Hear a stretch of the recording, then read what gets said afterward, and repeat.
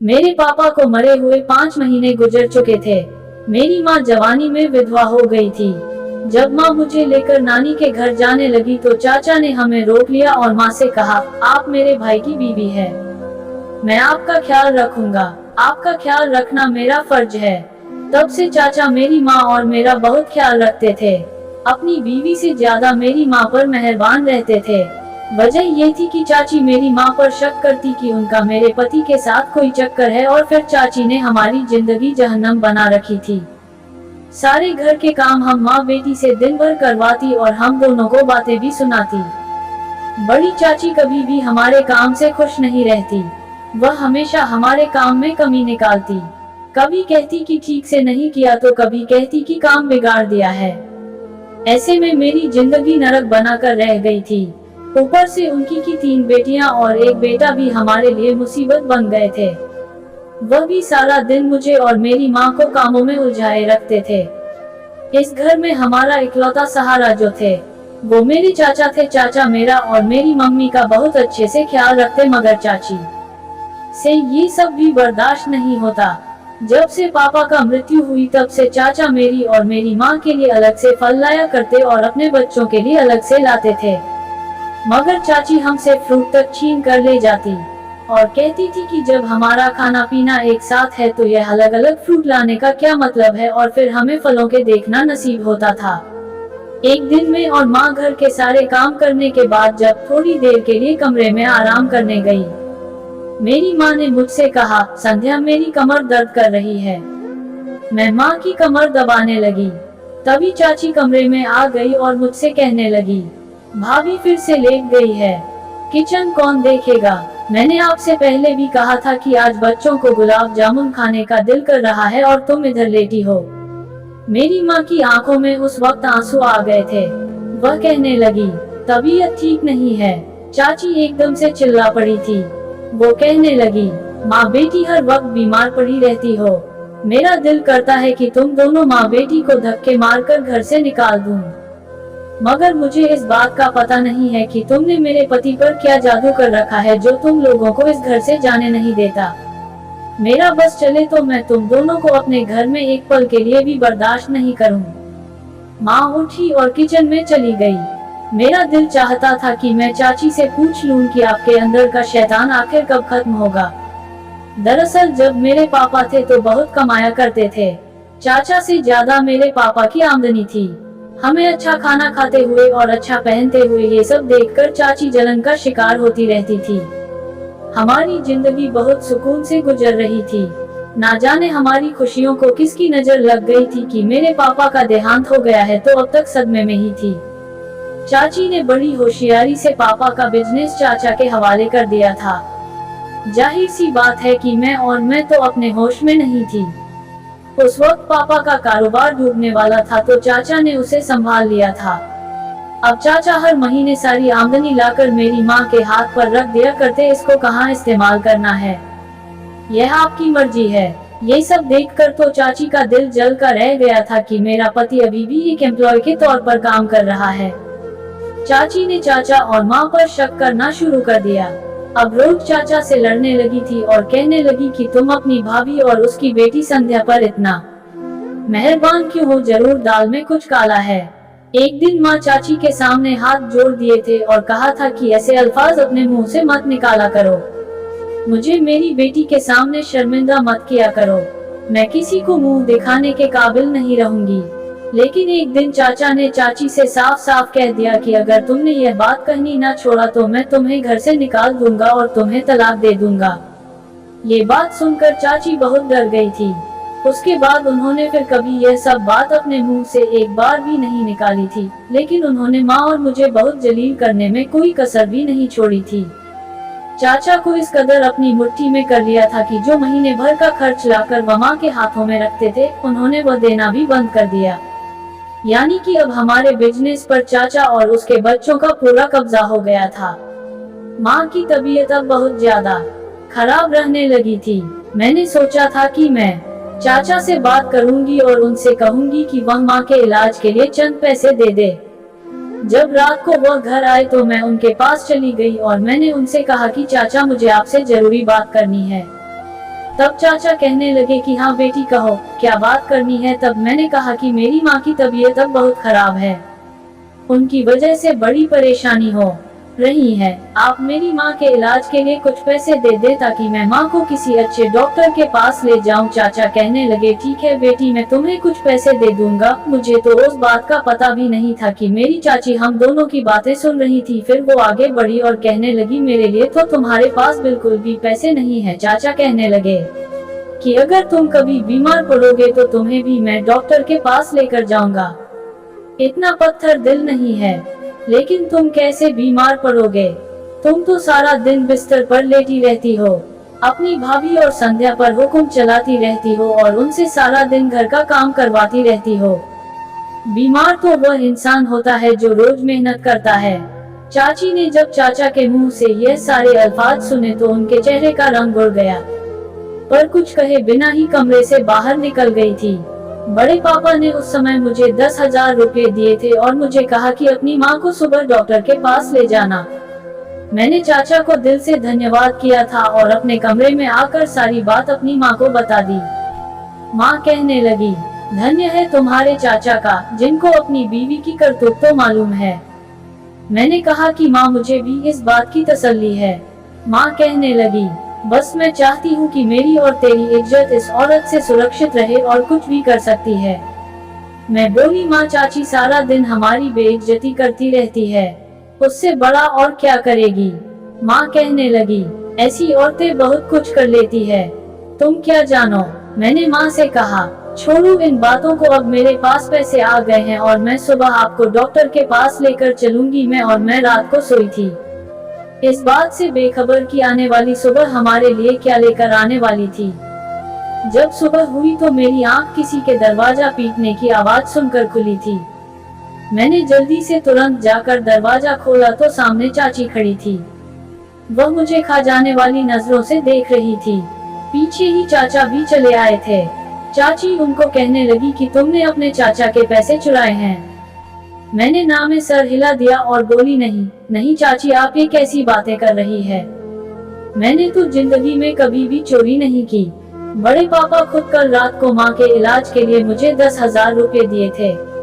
कहने लगी बस ज्यादा बातें मत बनाओ, मुझे अपने कमरे की तलाशी लेने दो। चाचा भी पीछे खड़े थे, ये सब देख रहे थे। तभी चाची ने कमरे की सारी चीजें उलट पुलट करना शुरू कर दी थी और जब उन्होंने हमारी अलमारी खोली तो सामने का मंजर देखकर मैं तो दंग रह गई थी।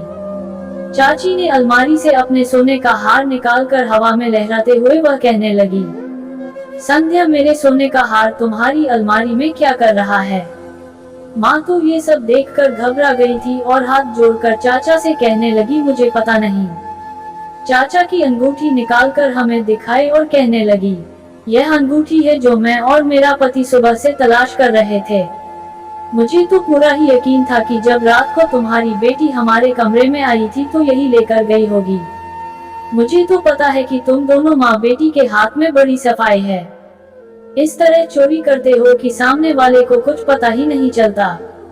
मगर तुम्हारे चचा कहाँ मानने वाले थे। वह कह रहे थे कि ना ही मेरी भाभी चोर है और ना ही संध्या चोर है। मैंने उनसे कहा कि तुम मेरे साथ चलो और आकर तमाशा अपनी आंखों से देख लो।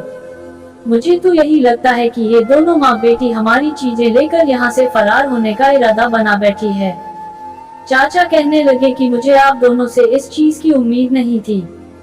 चाची कहने लगी कि मैं अब इन दोनों को अपने घर में नहीं रख सकती, मैं भी पुलिस को फोन करके इन दोनों को हवालात में बंद करवाती हूँ।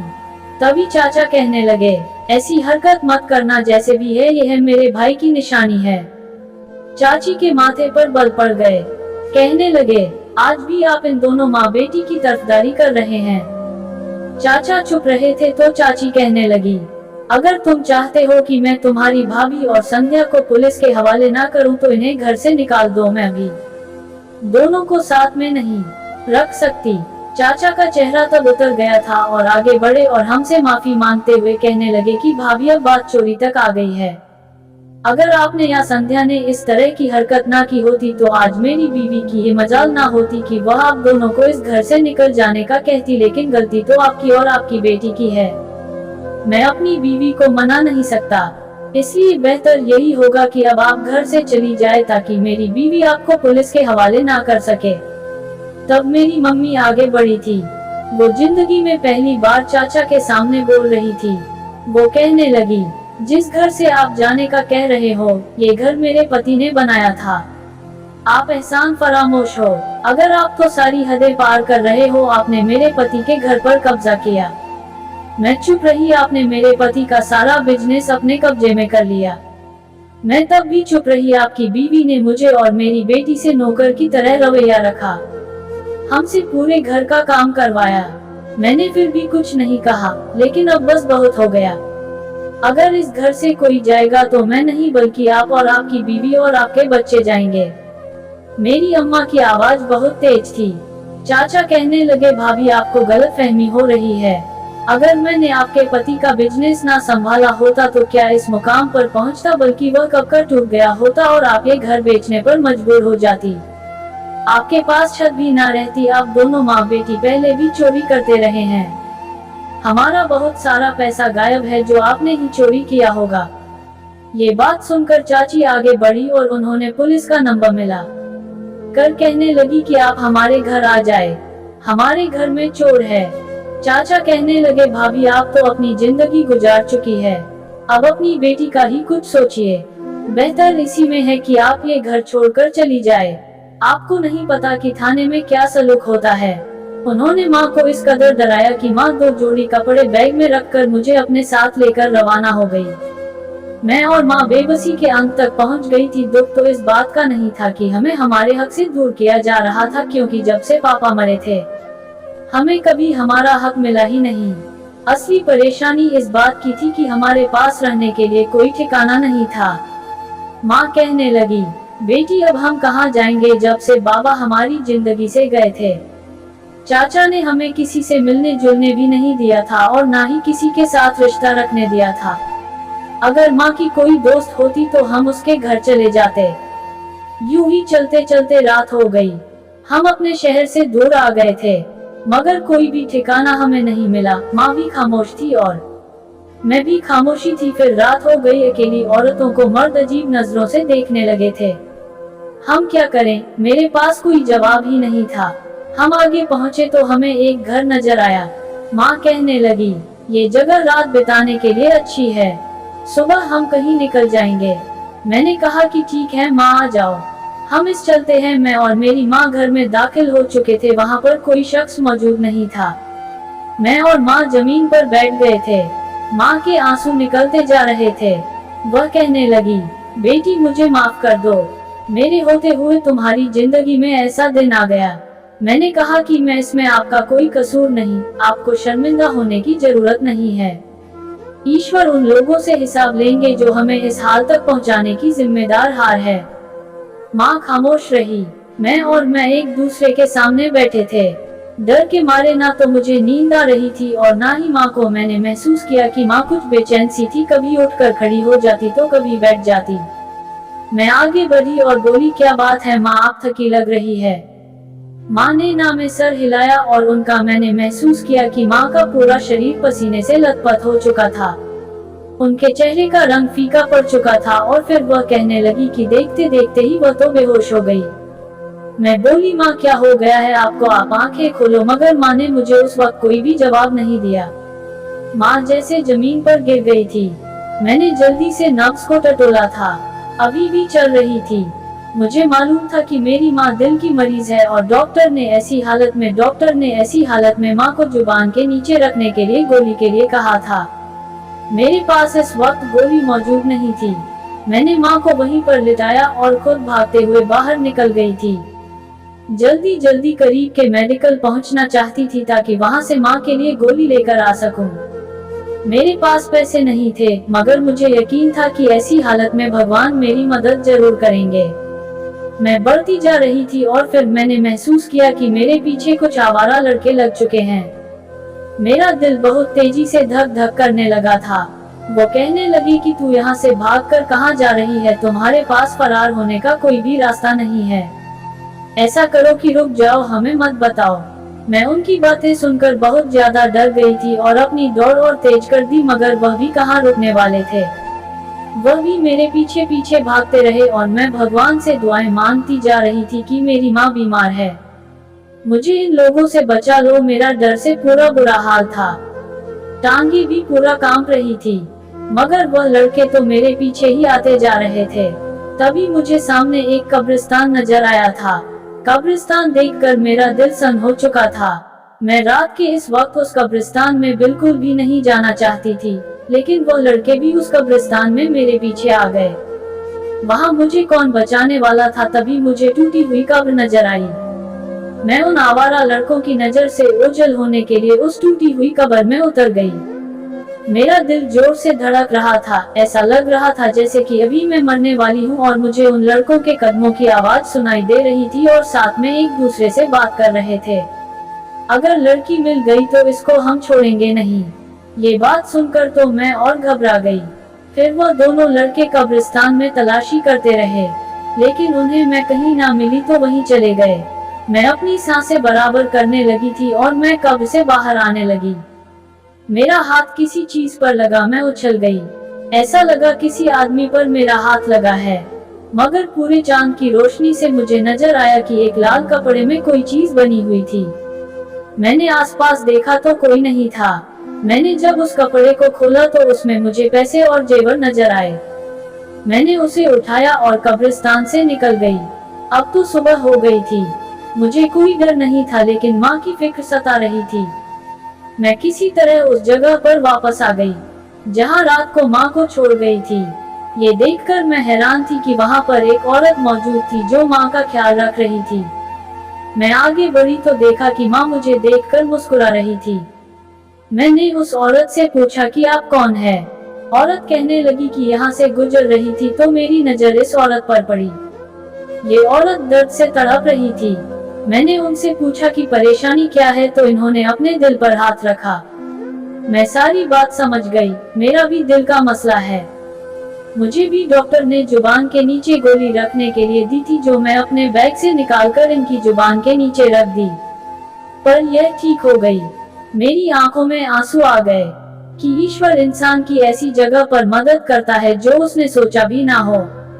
माँ की हालत ठीक हो चुकी थी।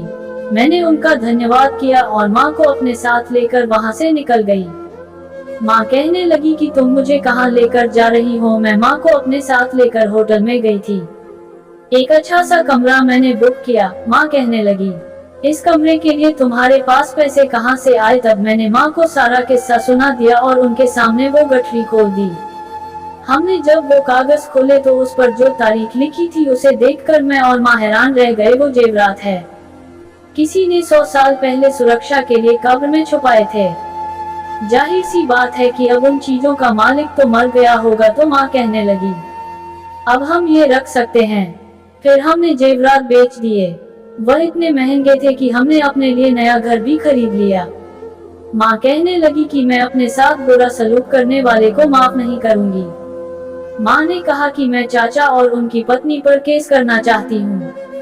तुम्हारे पापा की सारी जायदाद उनसे वापस लेना चाहती हूँ। माँ ने उन दोनों पर केस किया और पैसे देकर एक अच्छा सा वकील किया। फिर कुछ महीने में हम केस जीत गए।